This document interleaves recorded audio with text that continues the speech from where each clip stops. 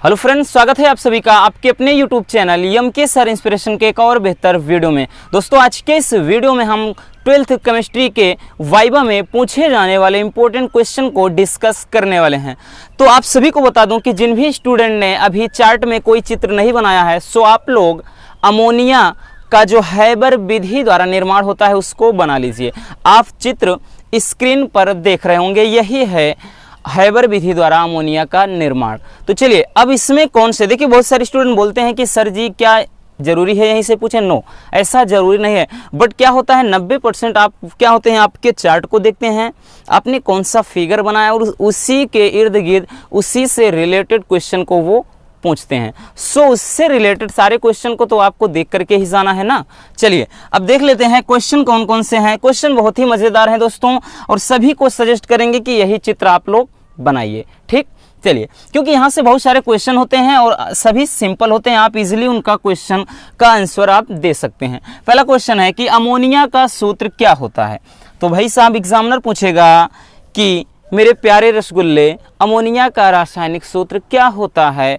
Then आप लोग कहेंगे कि सर जी अमोनिया का रासायनिक जो सूत्र होता है वो होता है NH3। क्या बोलेंगे, NH3।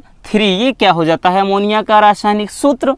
दूसरा क्वेश्चन, अमोनिया का संगठन क्या होता है, यानी कौन कौन से एलिमेंट्स, कौन कौन से तत्व मिल करके अमोनिया गैस का निर्माण करते हैं।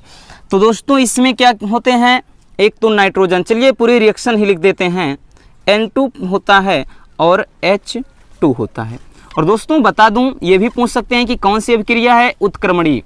ठीक, क्योंकि जो अभिकारक से उत्पाद बनेगा और उत्पाद से फिर से वही अभिकारक बन जाएगा। ठीक, और यहाँ से NH3 बन जाता है।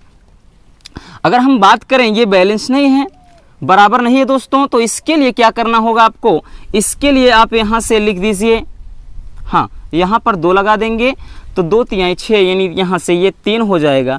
तो इसका मतलब क्या है, N2 1 अनुपात में रहेगा और H2 3 अनुपात में रहेगा। और साथ ही साथ दोस्तों बात करें, 23,400 कैलोरी एनर्जी भी, इतना 23,400 कैलोरी ऊर्जा भी मुक्त होती है। तो इसका संगठन में यानी कौन कौन से तत्व होते हैं तो आपको बता देना है, कौन से, नाइट्रोजन और प्लस हाइड्रोजन। ठीक, चलिए नेक्स्ट क्वेश्चन है कि अमोनिया की खोज किसने किया था। तो अमोनिया की खोज किया था दोस्तों जोसेफ प्रिस्टले नामक वैज्ञानिक ने। ठीक, किसने, प्रिस्टले नामक वैज्ञानिक ने, इसकी जोसेफ प्रिस्टले नामक वैज्ञानिक ने अमोनिया की खोज किया था। ठीक, अगला है अमोनिया की प्रकृति क्या होती है। तो अमोनिया की प्रकृति की बात करें दोस्तों, तो अमोनिया एक क्षारीय प्रकृति को दर्शाती है। ठीक, अमोनिया की प्रकृति कैसी है, क्षारीय है। आगे क्वेश्चन है कि अमोनिया के निर्माण में किस उत्प्रेरक का प्रयोग किया जाता है। This is the most important question, बार बार पूछा जाने वाला क्वेश्चन, और ये आपके अगर हम बात करें कॉम्पिटिटिव एग्जाम में भी क्वेश्चन पूछे जाते हैं। तो दोस्तों इसमें जो उत्प्रेरक होता है Fe और प्लस MO, ठीक है ना, Fe प्लस MO, यानी आयरन और प्लस मोलिब्डेनम। ठीक है ना, मोलिब्डेनम, ये क्या होते हैं, 2 उत्प्रेरक होते हैं, जिसमें ये उत्प्रेरक वर्धक का कार्य करता है, यह अभिक्रिया की दर को बढ़ाता है। ठीक, ये दोनों क्या हैं, उत्प्रेरक हैं।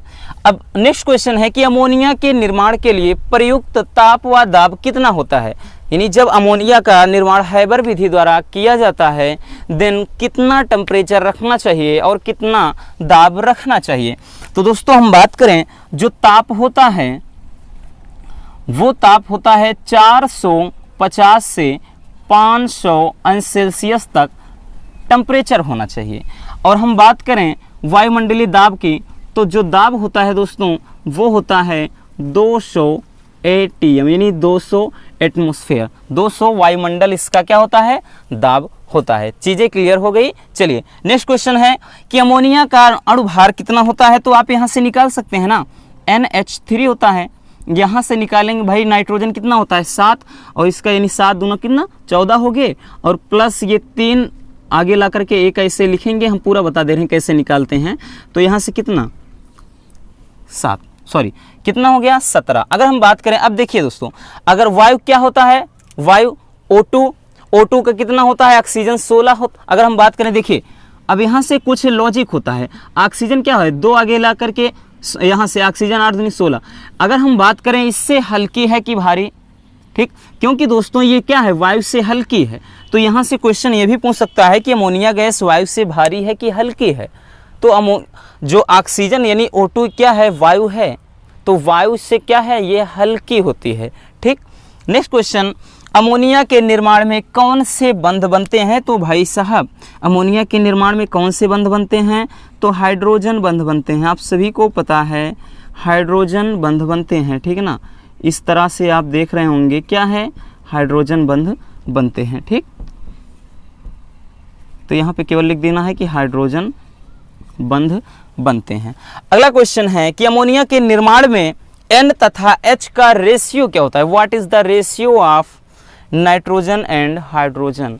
इनका रेशियो क्या होता है? तो यहाँ से आप देख रहे होंगे दोस्तों, रेशियो क्या होता है कि N तथा H का, नाइट्रोजन और हाइड्रोजन का जो रेशियो होता है वो 1:3 का अनुपात होता है। ठीक है ना, यानी नाइट्रोजन और हाइड्रोजन का अनुपात कितना होता है? 1:3। ठीक, इतनी बात समझ में आई। चलिए नेक्स्ट क्वेश्चन है कि अमोनिया को सूंघने पर क्या होता है? कि अमोनिया गैस को जब आप सूंघते हैं तो क्या घटित होता है, क्या रिएक्शन होता है? तो आप सभी को बता दें दोस्तों, अमोनिया को सूंघने पर आंख में आंसू आ जाते हैं। आंख में आंसू आ जाते हैं, ठीक है ना। अमोनिया को सूंघने पर आंखों में आंसू आ जाते हैं। क्यों?